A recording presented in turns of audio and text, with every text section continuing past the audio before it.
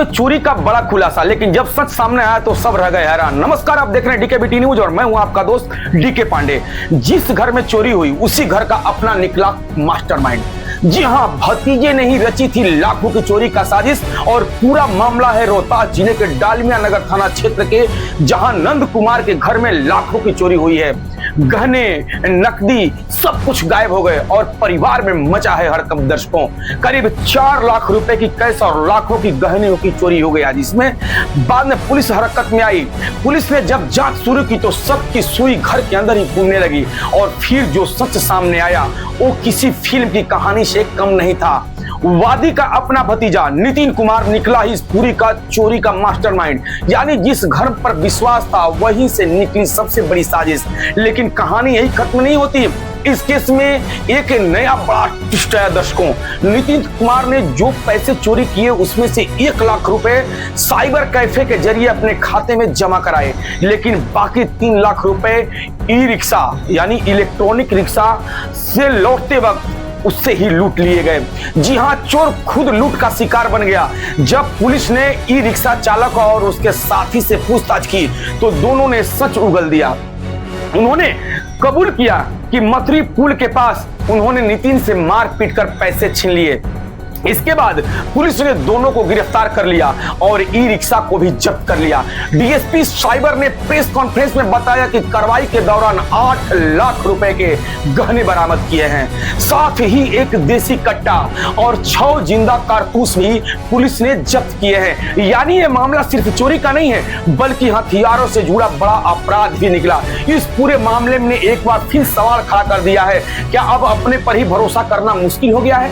जहां रिश्ते बन जाए साजिश, वहां इंसान जाए तो जाए कहां? फिलहाल पुलिस ने 3 अलग अलग केस में दर्ज कर लिया है। अपराधियों को सलाखों के पीछे भेज दिया है। दर्शकों, लेकिन ये कहानी हर किसी को सोचने पर मजबूर कर देगी।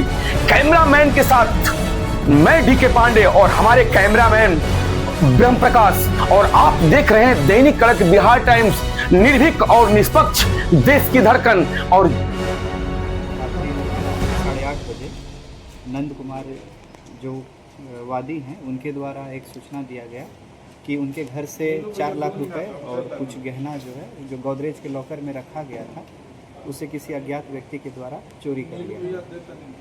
नंद कुमार के द्वारा आगे ये भी बताया गया कि उनके घर से ग्रामीणों के द्वारा उनके भतीजे नितिन कुमार को घर में जाते और घर से कुछ सामान झोला में लेकर के निकलते हुए देखा गया।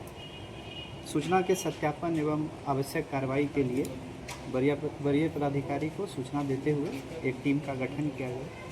उक्त टीम के द्वारा जब वादी के भाई के किराए के घर में जब छापेमारी किया गया तो उसके घर से चोरी किए गए सारे गहनों को बरामद किया गया। उसके साथ ही उनके घर से एक देसी कट्टा और 6 जिंदा कारतूस बरामद किया गया।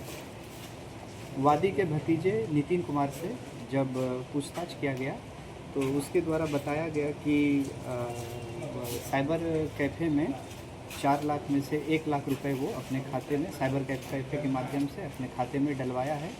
बाकी 3 लाख रुपए जब वह साइबर कैफ़े से वापस आ रहा था तो ई रिक्शा चालक तथा उसके एक दोस्त के द्वारा उससे मारपीट करके छीन लिया गया।